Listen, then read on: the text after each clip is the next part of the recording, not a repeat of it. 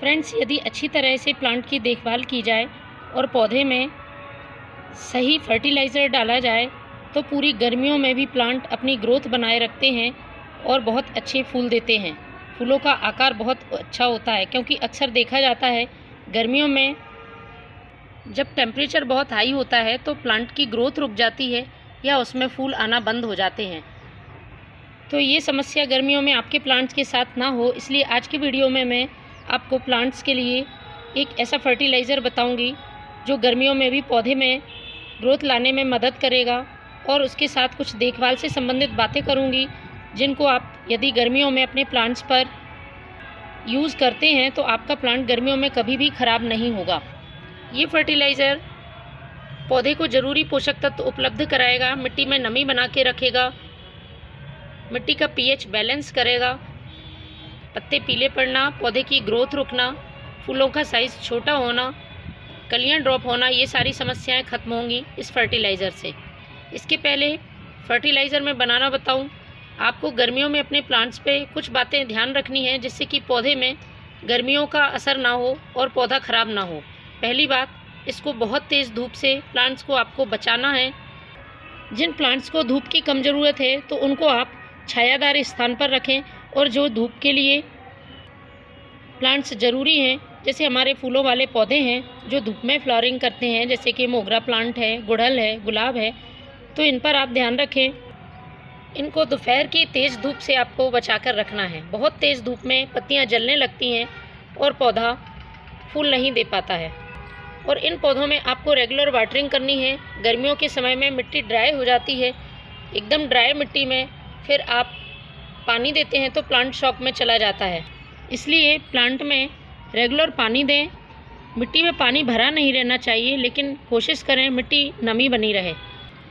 पौधे में सूखे हुए फूल को आपको समय समय पर हटाना है, क्योंकि हम जो भी फर्टिलाइज़र डालते हैं उसके पोषक तत्व पौधा नए फूल लाने में, नई ग्रोथ में करे। इसके लिए ज़रूरी है कि आप ये पुराने फूल और पुरानी टहनियों को समय समय पर हटाते रहें।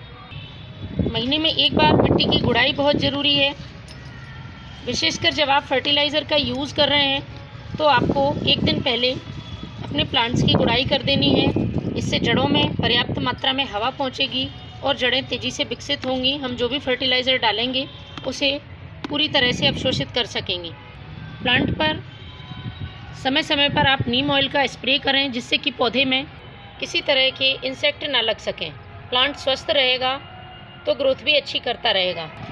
गर्मियों में किसी भी तरह के फर्टिलाइज़र को इस्तेमाल करते समय आप इस बात का ध्यान रखें, तेज़ धूप में आपको फर्टिलाइज़र नहीं डालना है। सुबह या शाम की ठंडक में आप फर्टिलाइज़र का यूज़ करें। तो सबसे पहले मैं ले रही हूँ, ये है वर्मी कंपोस्ट। इसके बारे में हम सभी जानते हैं, संपूर्ण पोषक तत्वों से भरपूर खाद है और सभी प्लांट्स के लिए ज़रूरी है। महीने में एक बार आप इस खाद का अपने प्लांट्स पर ज़रूर यूज़ करें। आप इसे किसी भी मौसम में इस्तेमाल कर सकते हैं। तो मैंने 2 मुट्ठी ये वर्मी कंपोस्ट लिया है। आप कम ज़्यादा इस खाद को बना सकते हैं आपके प्लांट्स की संख्या के हिसाब से।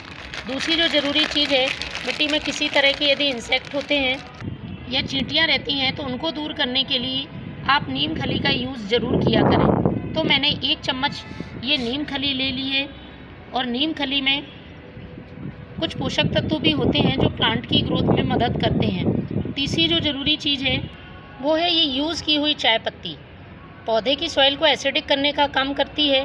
फूलों वाले पौधों में बहुत अच्छे फूल आते हैं यदि आप इसका यूज़ करते हैं, लेकिन इसका यूज़ करते समय इस बात का ध्यान रखें, अच्छी तरह से धोई हुई और सुखाई हुई होनी चाहिए। तो मैंने 1 चम्मच यूज़ की हुई चाय पत्ती ले ली है।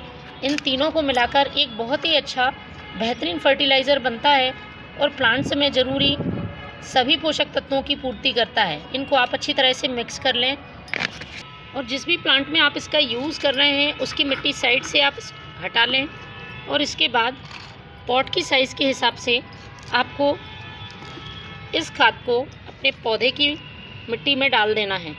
तो मैंने 1 मुट्ठी खाद इस मोगरा प्लांट की सॉइल में डाला है। इस तरह से आप सभी प्लांट की सॉइल में इसे डालें, मिट्टी से अच्छी तरह इसको दबा दें और पानी डाल दें। तो फ्रेंड्स, महीने में एक बार इस फर्टिलाइज़र का यूज़ आप ज़रूर करें।